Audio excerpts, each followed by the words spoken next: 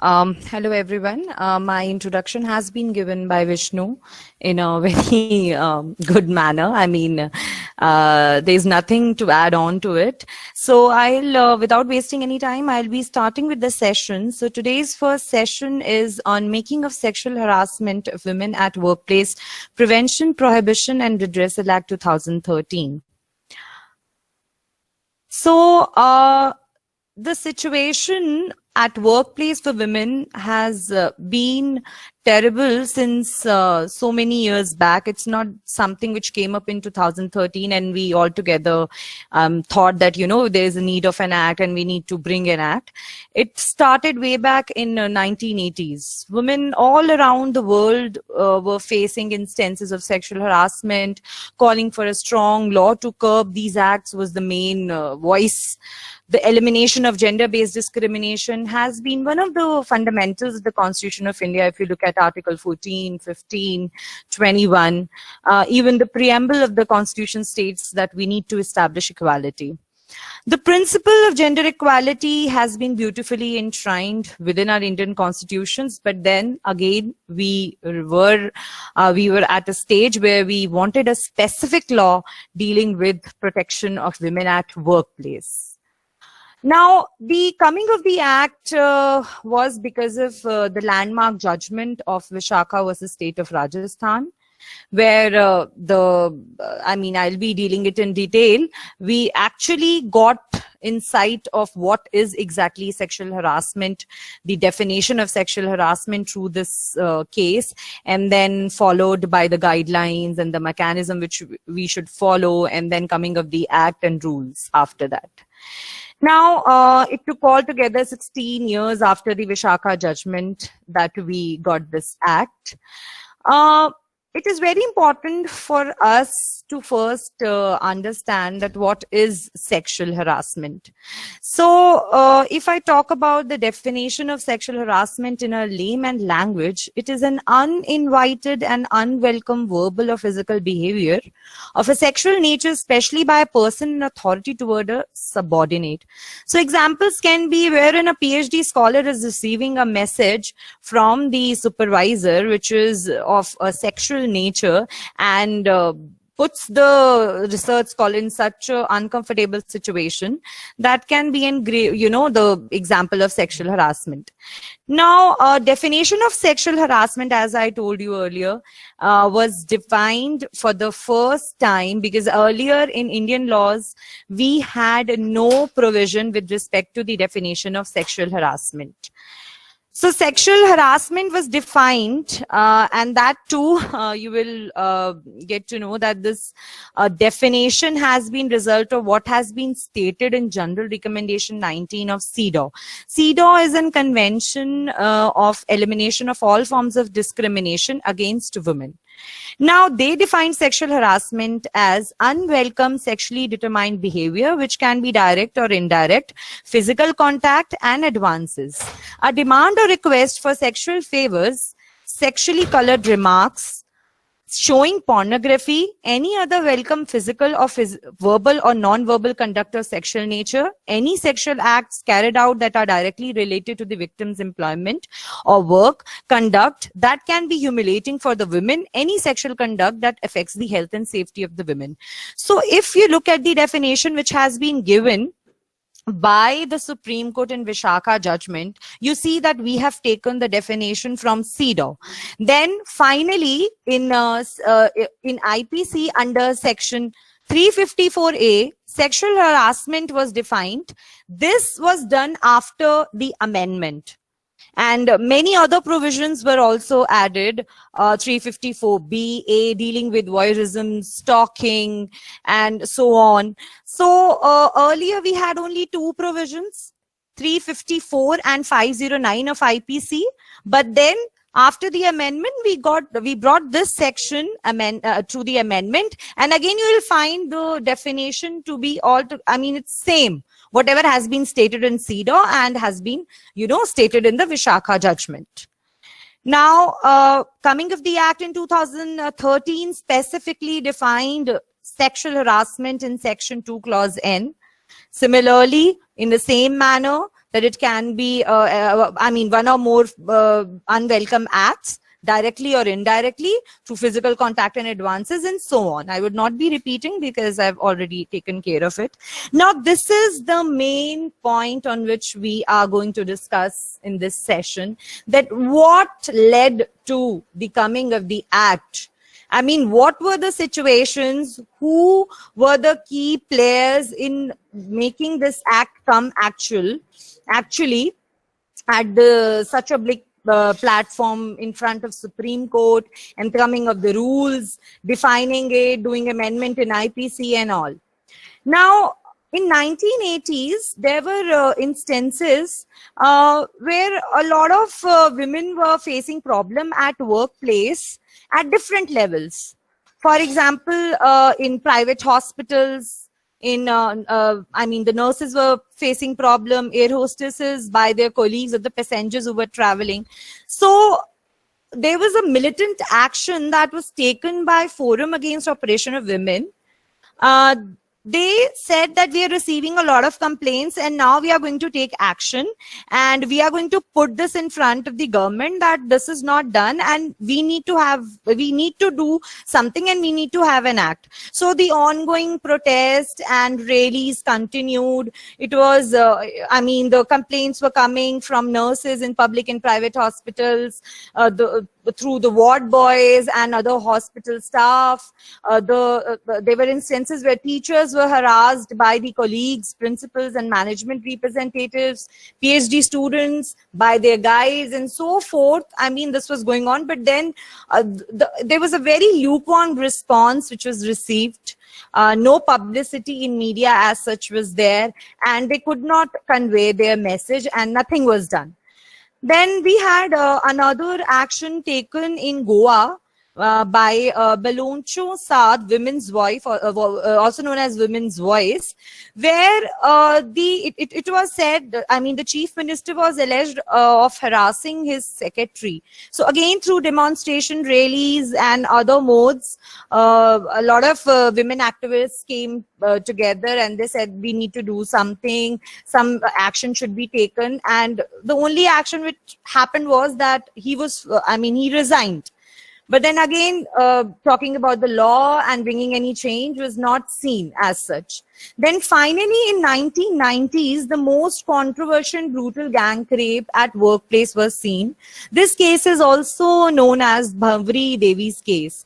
She was a social worker, and she was engaged with the state of Rajasthan. And her main work was to prevent the practice of child and multiple marriages in villages.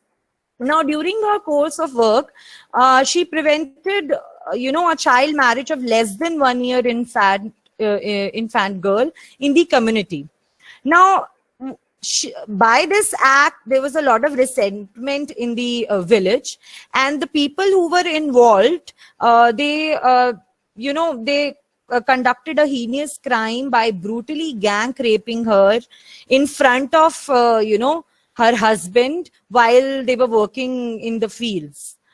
Now, when she went for the medical examination, and there was only one doctor in the primary health center, and he refused to examine him.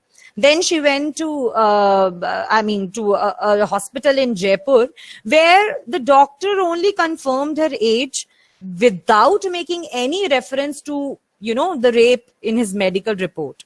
Now, she went further to the police station, and that was more humiliating for her, because she suffered a lot more than what she has already suffered. She was humiliated. She was, even at the worst scenario, she was told to leave her lehenga behind as an evidence and return to her village. And she had no other choice to wrap her body with the blood-stained turban cloth of her husband. And then she, came back to the village in the midnight. Now, based on these facts, in the High Court, again, it was stated that this is something which has come out of vengeance, and no justice was, given to Bhavri Devi.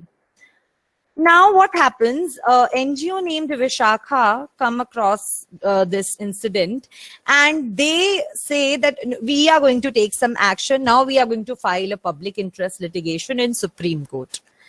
Now, finally, this was the first step, I must say, that it is the contribution of the NGO Vishakha which brought the issue at a large platform, and the PIIL was filed in Supreme Court. Now, by filing of this PIL, you can see that we got Vishakha guidelines, and further the act was constituted and rules as well. Before coming off the Vishakha judgment, there were only two provisions in IPC, section 354 and 509. In which the women used to file complaint, and she had no other option she was forced to go to the police station and then file a complaint, and then these two provisions were incorporated. Section 354 basically dealt with, it deals with outraging the modesty of a woman. It defines that whoever assaults or uses criminal force to any woman intending to outrage or knowing it to be likely that he will thereby outrage her modesty shall be punished with imprisonment, which may extend to 2 years, or fine, or with both. So 509 dealt with if anybody is intending to insult the modesty of any woman, utters any word, makes any sound or gesture, or exhibit any object intending that such word or sound shall be heard, or that such gesture or object shall be seen by such women, or intrudes upon the privacy of such women, shall be punished with simple imprisonment for a term which may extend to 1 year, or fine, or with both. So basically, if you look at both these provisions, you find that they have defined and then they have provided the punishment, but nowhere the definition of sexual harassment can be seen. Now, I would like to bring to your notice the famous case of Rupan Deol Bajaj versus KPS Gill, in which the court itself pointed out that these two provisions are not sufficient. Basically, in this case, a senior IS officer was sexually harassed by a superior officer, and the recourse to the limited provisions of IPC under 354 and 509 was found not sufficient by the High Court. They said that this gap in law was very apparent, and we need to have further reforms on sexual harassment. So in light of this case, again, it was put before the judiciary of India that there is a need of a law.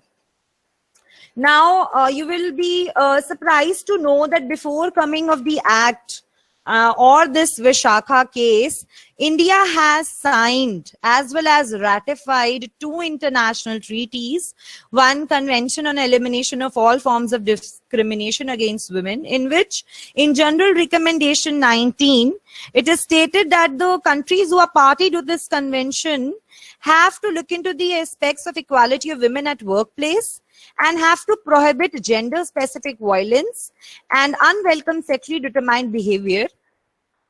Now, also in Article 11, specifically, it has been mentioned in CEDAW that the state has to take all appropriate measures to eliminate discrimination against women in the field of employment.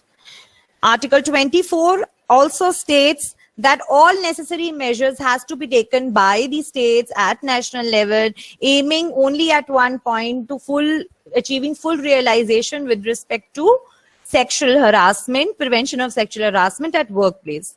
Another international, you can say, convention was International Labour Convention on Discrimination, Employment and Occupation.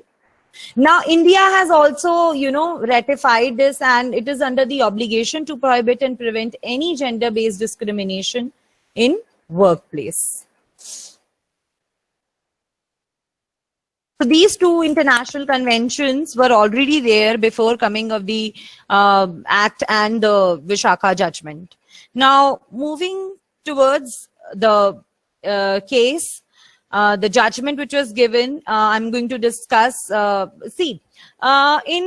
points, if I have to tell you, this judgment brought, number one, the defined definition of sexual harassment. Second, provided guidelines which have to be followed by the country, by the states, and by the employers. The duties of the employers were, provided in this by this particular case. And finally, the redressal mechanism. And then in Article 141, as per Article 141 of the Indian Constitution, it was told that until and unless any act is coming up, you need to follow these guidelines. Now, the government, the government of India also requested National Commission for Women to draft the legislation after the judgment came. The law which was applied basically in this judgment were the articles of the Constitution of India, Article 14, the right to equality, 15, right to non-discrimination, 19, 1G, right to practice one's profession, Article 21, right to life, and Article 42, that is a directive principle of state policy to provide just and human conditions and work. And also the reference of international convention was given, the one which we have discussed in the last slide. Now, the judge, while dispensing the judgment, the judgment was authored by Chief Justice of India at that time, J.S. Verma. He said that the fundamental right to carry on any occupation, trade, or profession depends upon the availability of safe working environment. So, need for a safe working environment was initiated. The right to life means life with dignity.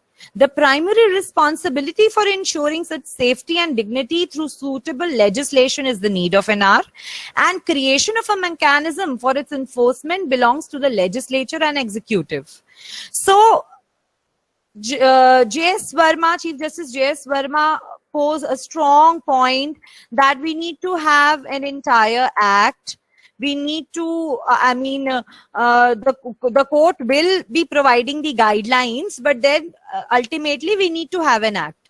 So that these, the provisions provided in the act put a responsibility upon the employer to prevent or deter the commission of acts of sexual harassment, and also the application of appropriate settlement and resolutions can be done. Now, again, the definition of sexual harassment has been discussed as provided in this judgment, which I've already discussed. Now, the very important point is the guidelines which they gave. So the first guideline was that gender equality includes protection from sexual harassment and right to work with dignity as per our Constitution. So we need to fulfill the provisions which are provided in the Constitution, Article 14, 15, and 19, 1G, and 21, their essence has to be established, and we need to protect women from sexual harassment. Now, extra hazard for a working woman compared to her male colleague was stated to be clear violation of fundamental rights of gender equality and right to life and liberty. Again, they stated that safe working environment is fundamental right of a working woman, and in no way should working women be discriminated at the workplace against male employees. Apart from these guidelines, there were some guidelines set out for the employer as well, which were, number one, that the prohibition of sexual harassment should be published in appropriate ways and providing the appropriate penalties against the offender. So, for examples can be where the posters are put that sexual, what all is included under sexual harassment, and if you are, if you engage in such activity, what will be the result, what are the penalties, all these things I mean, they were told in this judgment that employer has to follow and post or through any medium make aware his employees that you need to follow these guidelines. For private employees, it was stated that the guidelines should include relevant employment guidelines as set down specifically by the employer. Appropriate working conditions were said to be provided by the employer. The environment should be safe for the women and should not be hostile, so that no sort of non-discrimination the actions happen. The employer should ensure the protection of potential petitioners against victimization or discrimination during potential proceedings. And another guideline was that an appropriate complaint mechanism has to be established at workplace with the appropriate redress mechanism. And it was also stated that if any act of sexual harassment happens by any third party or outsider, the employer or the person who is in charge of that organization where it has happened has to assist the affected person and provide support, and preventive action should be taken. Finally, in the end, the court stated that until and unless any act comes, you need to follow as per Article 141 the guidelines issued by the Supreme Court. Now, coming to the Sexual Harassment of Women at Workplace Prevention, Prohibition, Redressal Act 2013. Now, when you look at the title of this act, you see three important words, that is prevention, prohibition, and redressal. So the main aim of this act is to prevent, prohibit, and also provide redress, justice to the aggrieved women. Now, after this judgment in 2007, the Women and Child Development Minister Krishna Tirath introduced this bill as Sexual Harassment of Women at Workplace Prohibition Redressal Bill. You will be, you'll see that this bill was approved by Union Cabinet only in January 2010.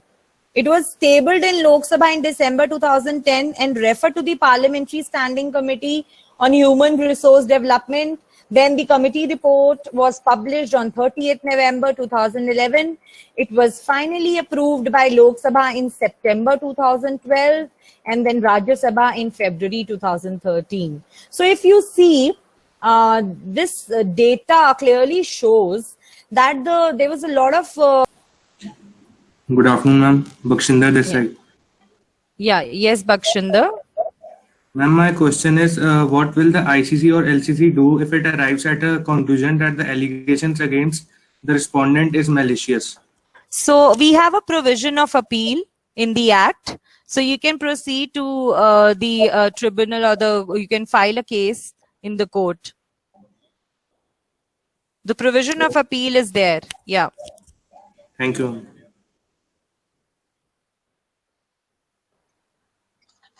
Okay, before taking more questions, I need to discuss few points with you. After listening to my lecture, so what do you think is the lacuna? I mean, if I talk about the critical analysis of this act, what points can you add? What do you think is still not there and it needs to be, added, or amendment needs to be done in the act? Any answers? Ma'am, shall I answer? Yeah.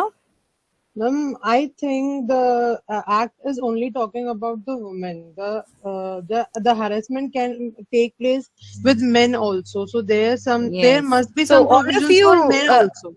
Yes. Have you seen the movie Aitraz? So I think that can be the exact, correct example at this thing. So yes, you are absolutely right. This is the lacuna where it is only providing protection to women and not to men. Any other point?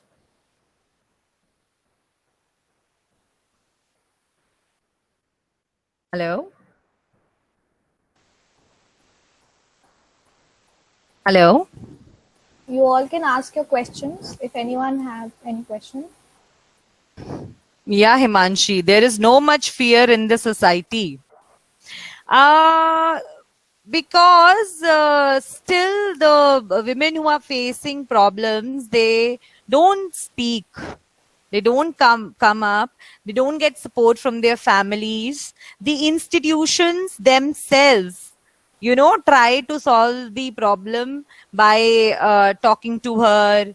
And sometimes the person who has created the problem or who has committed the offense of sexual harassment is removed altogether in silent mode, and the person is said that that person is no more here, so you can,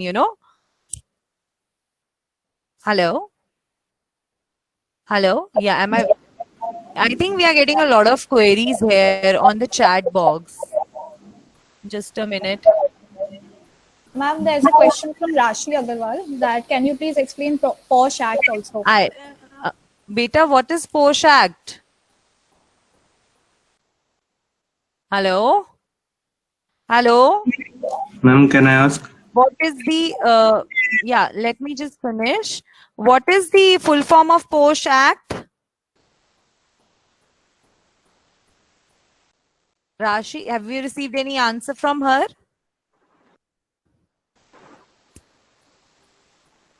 Hello? Ma'am, she has put it on the chat box that she wants to get the explanation of the POSH Act as well.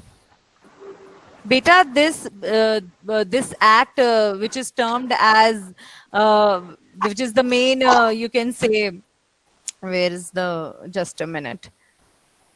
This act is only termed as POSH Act, Beta. Hello? Okay, let's move to the other question because this is. Hello. Yeah. Hello. Ma'am, myself, Ankita. My question is, in most of the cases in the sexual harassment, defamation, defamation cases are the counter reply. You see, so is there any safeguard, especially in this regard, this defamation? Yes, we have defamation provisions under the criminal law. Criminal defamation, they're considered there. But then, see. If the act is amounting to sexual harassment and what all points has been given in the definition, if it's fulfilling that immediately, I mean, it can be done through that. Defamation comes once the internal committee is disclosing everything. Okay. So because for the offense of defamation, it should be, I mean, in the knowledge of the third person, it should go in the knowledge of the third person also. Okay. So if it's within the committee, then I mean the provisions of sexual harassment will prevail, or the provisions provided in IPC. Okay. Thank you. Ma'am, do you think that social media is the right platform to? Hello? Yes. Ma'am, like the Gurgaon case in which the girl has put some status and the boy has committed suicide. Yeah. No, I don't agree. There is an altogether parallel trial going on social media nowadays. So I don't agree in that because, Bakshinder, this is the question which is asked by Bakshinder, right? Bakshinder, Yes, we have got instances of cases where after the entire investigation and inquiry has been done and the person who was blamed was not guilty. He was not guilty. He was not found guilty. So I don't think, in my opinion, that social media is a good platform. I think we've got few questions on the chat box. Just a minute. Thank you, ma'am. Yeah, there was a question from that there is a law. Just a minute. I'll just see. Yeah. Please, do we have message? Can turn on? Can you please? Any specific provision, Tejas, by Tejas, any specific provisions that this act, which is for benefit of society, should not be misused? Yes, though we have a provision, as I've discussed with you, that if the provisions which are provided in this particular act are not followed properly, or the employer is not following it, or if misuse of this act has been done, then under it was section 26 where penalties have been put. Okay, then. Ma'am, there are chances women can misuse the act. Then what is the solution for that? So if the see, we have penalty. Just now I discussed that if this is done, if it is found after the inquiry that there were no substantial evidences to prove that sexual harassment took place. Then, hello. Yeah. So then the penalty is imposed. The second question is there any particular precautions while filing sexual harassment if matter is very sensitive? Yes. See, you have to give in writing. There are provisions of confidentiality under the there are provisions of confidentiality under the act also, that whatever is being stated by the aggrieved women, and she doesn't want to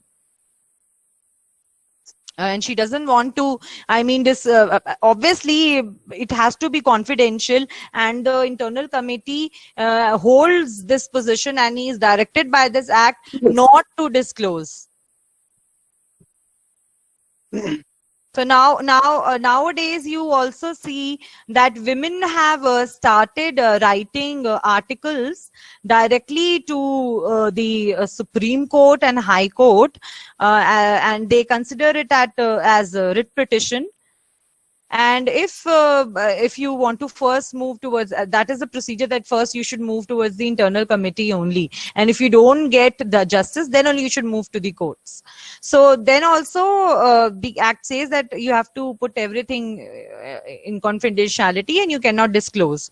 What if the harassment is not sexual in nature, but 1 minute. What if the harassment is not sexual in nature but is still directed at me because I am a woman?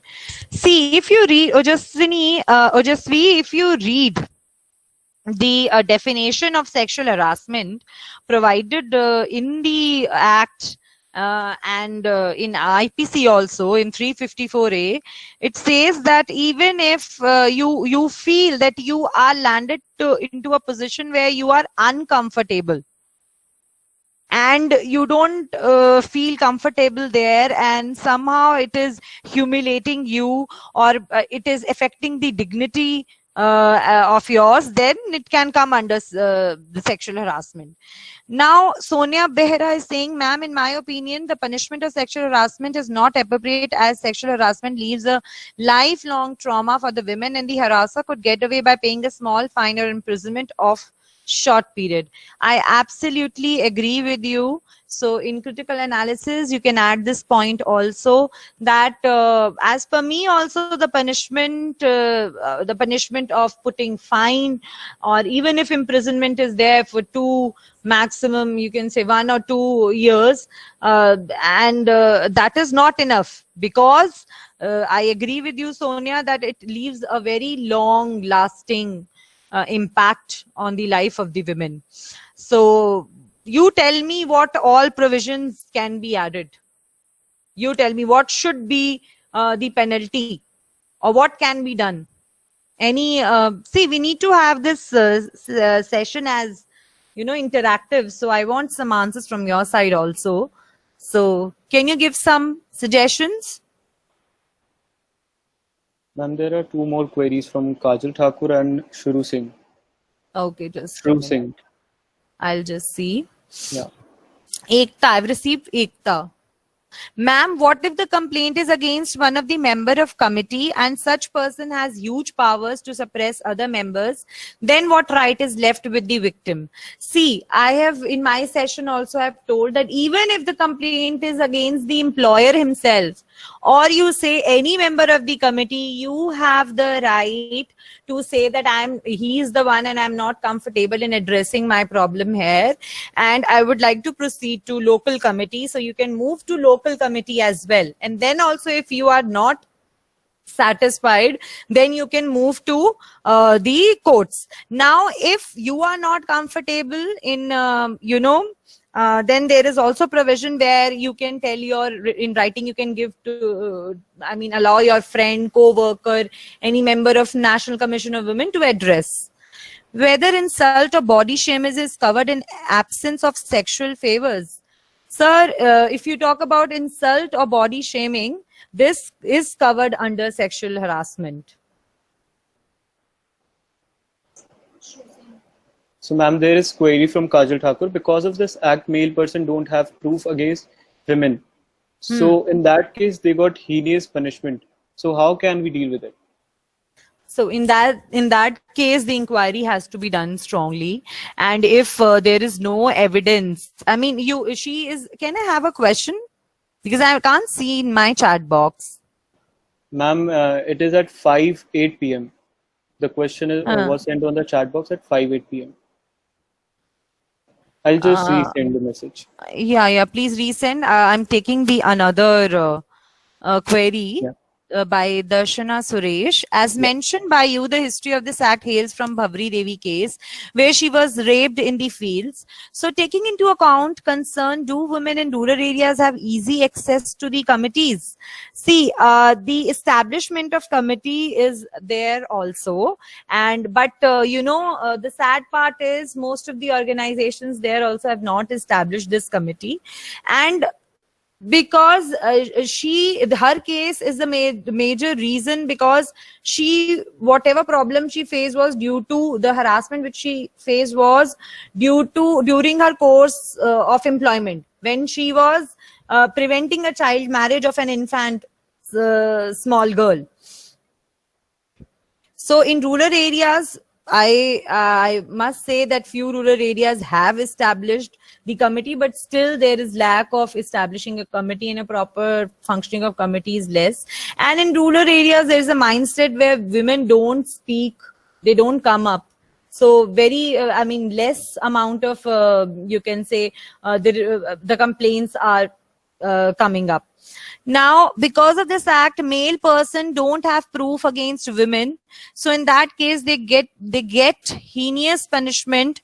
So how can we deal with it? So this is on the part of, the burden of proof lies over the male person, and through he has to prove himself that he is not guilty, and then the inquiry and everything is done, and then the decision is taken. So that is entire work which is done by the inquiry committee. Lack of awareness is amongst women who works on small scale, basically who are not literate, and if they know about it, their family or so-called modern society is not letting them stand. So what is the solution for this? See, in this case, the NGO who is working there, or any other organization who is working towards this, have to, the girl has to come up first of all. The parents need to be counseled by the NGOs that, we have the law now, she'll get the justice. And the major work of NGOs work here. Otherwise, writing a letter, I must see nowadays writing a letter is the better option, where anonymous complaints have also been taken care by Supreme Court through these anonymous letters also. So that is better that you write a letter also. That is also a safe thing if you don't wish to come up and your parents are not supporting. But then NGOs play a very important role. Any other query we have? Does this act only cover the working woman, or it can be referred in case of any other women visiting the workplace like a customer? Very good example. So here, very good question. Here, if you look at the act in the POSH Act, in section 2, I'll tell you the exact clause. Section 2, clause A, it says that aggrieved women would be in relation to a workplace, a woman of any age, whether employed or not, who alleges to have been subjected to any act of sexual harassment by the respondent. Second, in relation to dwelling place or house, a woman of any age who is employed in such a dwelling place or house. So what do you mean by this? So if a woman who is not even employed will come under the definition of aggrieved woman. Okay, if she alleges to have been subjected to any sort of sexual harassment by the respondent.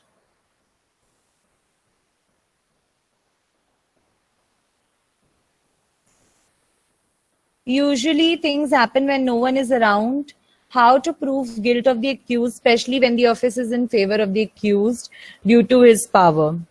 See, again, I like to say that you have just, the recourse which you have is that you move to the internal committee. You are not satisfied, you move to the local committee.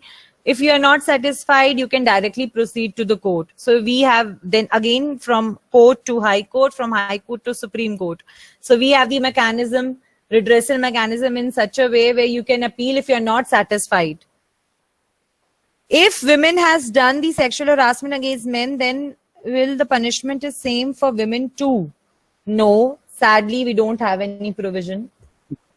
It is only protecting, the act is only protecting the women, providing women the protection against sexual harassment at workplace, not men. That is what was discussed with Ekta also. So I think that's it, Vishnu. We can end the session. Yes, ma'am. I would request if anyone else want to ask anything, they can just turn on their video, audio, and they can come up, introduce themselves and ask if there is anything. Okay. So I would like to say that we are going to have a second session that is on evolution of right to privacy. That's on coming Saturday. So I hope, I've done justice towards my lecture and I could, bring you with the new insights and, I think we've got one more question, ma'am. Yeah. I'll just answer.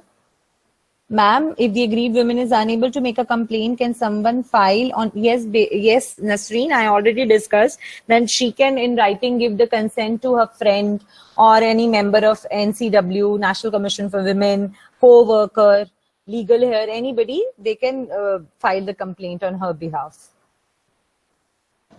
Okay, then see you in the next session.